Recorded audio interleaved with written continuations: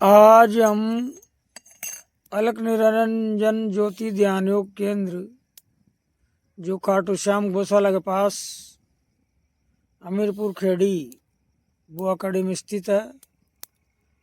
आज हम यहाँ अलख दोने पर बैठे हुए हैं और हमारे समक्ष मौजूद है स्वामी ध्यान साक्षी उर्फ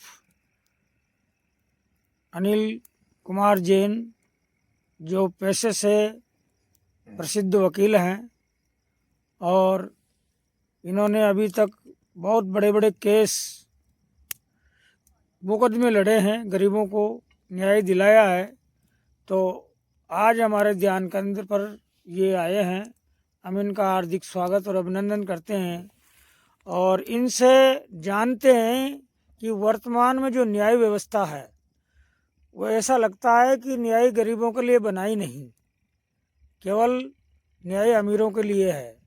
तो हम जानते हैं कि गरीब किन उपायों को करे जिससे वह न्याय प्राप्त उसकी सुलभ हो जाए।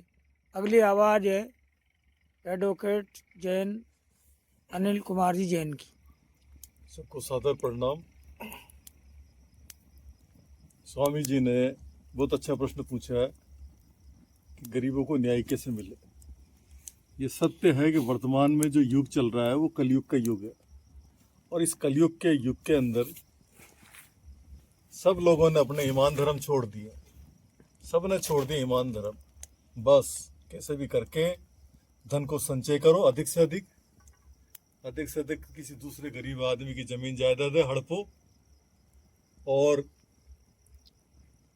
बस पैसा इकट्ठा करते चले जाओ। करोड़पति, अरबपति, खरबपति आगे से आगे बढ़ते चले जाओ।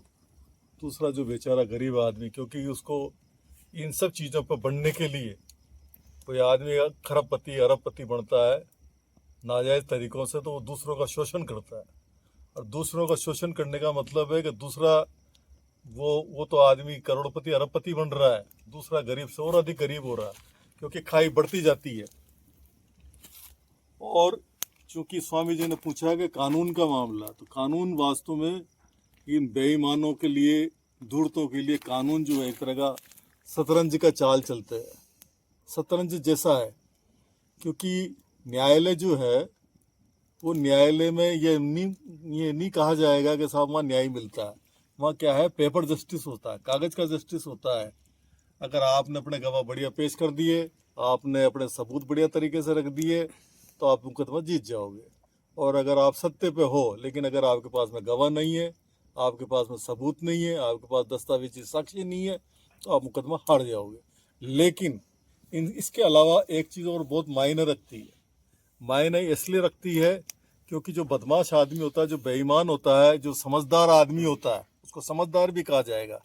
क्योंकि सारे बेईमान, सारे धूर्त, सारे दूसरों की संपत्ति को हड़प करने वाले ही अच्छे वकील नहीं करते, बल्कि समझदार आदमी भी अच्छा वकील करता है जिसके पास पैसा होता है। तो ये क्या करते हैं कि जो दूसरों की जायदादें हड़प करते हैं और इस तरह से करते हैं, उनको पास में एक बहुत चालाकी होती है। वो चालाकी ये होती है कि वो महंगा से महंगा वकील करते हैं, बढ़िया से बढ़िया वकील करते हैं, बस। क्योंकि उनको तो एक के दो कमाने हैं। अगर वकील साहब को अगर 1 रुपया देगा तो उसको तो 10 रुपया कमाना है। तो इसके लिए जो है उसको तो अच्छा से अच्छा वकील चाहिए।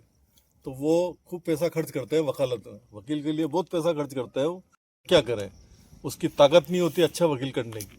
जो महंगा वकील है, जो क्वालिटी वाला वकील है, जो एक्सपर्ट है, उसको करने की ताकत नहीं होती। वो तो वकीलों को इस तरह से, क्योंकि उसको पैसा ही नहीं है, तो वो सस्ता से सस्ता वकील करता है। और सस्ता एक्सपर्ट हो, जो नासमझ वकील होते हैं, जो जिनकी नई नई प्रैक्टिस हुई है, जो कानूनी दांव पेच को नहीं जानते, वो उन वकीलों को करते हैं।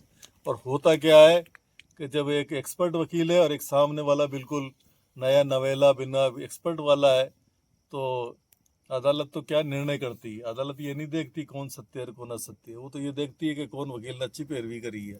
अच्छी पैरवी तो वही करेगा जो एक्सपर्ट होगा, और वो मुकदमा जीत जाता है और न्यायालय बदनाम होता है।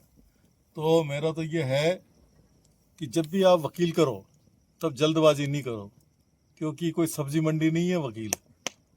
सब्जी मंडी में तो आप सब्जी भी जैसी भी चाहो वैसे ही ले लोगे, लेकिन वो तो एक टाइम का भोजन है।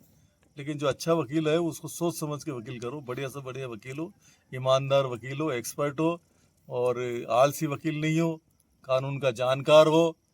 और वो उसकी जो फीस है वकील साहब कम करवा लो अगर आपकी हैसियत नहीं है तो, लेकिन जो उसकी जो वकील की जो क्वालिटी है वो तो क्वालिटी जैसा वो कहेगा वैसे आपको चलना पड़ेगा, लेकिन आप मुकदमा जीत जाओगे ये गारंटी है।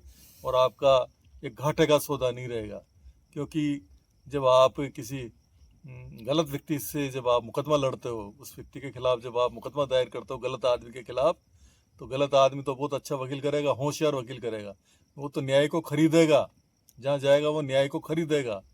तो इस न्याय को खरीदने वाले को ठिकाने लगाने के लिए आपको बढ़िया से बढ़िया वकील, ईमानदार वकील, जुझारू वकील जो मेहनत करता हो पूरी, और जिसका ईमानदारी में, जिसके न्याय के प्रति आस्था हो। लेकिन मेहनताना आप मत देखना, और आप जो बढ़िया से बढ़िया अगर अच्छा वकील करोगे, जल्दबाजी नहीं करोगे, सोच समझ के वकील करोगे, तो आप निश्चित रूप से कामयाब होगे। और भी कई ऐसी बारीकियाँ, लेकिन ये वीडियो जो लंबा हो जाएगा इसलिए मैं ज़्यादा इस विषय में नहीं बोलूँगा। लेकिन जो मैं संदेश देना चाहता हूँ वो ये संदेश ये देना चाहता हूँ कि जब भी आप अदालत में जाओ और आपको आवश्यकता पड़े अच्छे वकील करने की, आपको अपना केस में पैरवी करने की, तब आप अच्छा अनुभवी एक्सपर्ट उस वकील को करो। दलालों के चक्कर में आके भी आप वकील मत करो, आप सोच समझ के अच्छे से अच्छे वकील की पहचान का पता लगाओ और उसको वकील को करो। आप ज़रूर कामयाब होगे और न्यायालय का नाम भी बदनाम नहीं होगा, न्यायालय हमेशा जिंदा रहेगा। आप में ताकत होना चाहिए लड़ने की। अगर आपका मामला सही है और आपने जो पैरवी करने वाला वो आपने सोच समझ के बढ़िया वकील करा है, तो आप निश्चित रूप से कामयाब होगे और न्यायालय का नाम जिंदा रहेगा। कभी आप ये नहीं कह सकते कि न्यायालय से न्याय नहीं मिला। जय हिंद, जय भारत। तो आपने ये बहुत ही सारगर्भित जानकारी दी, इसके लिए मैं आपको बहुत बहुत धन्यवाद देते हैं। और वकील साहब का संदेश है कि न्याय प्राप्ति के लिए न्याय दिलाने वाला भी मजबूत हो, जानकार हो, विद्वान हो। तो आपने इस वीडियो को देखा, सुना, और अगर आपको अच्छा लगे तो इसको शेयर भी करें। धन्यवाद।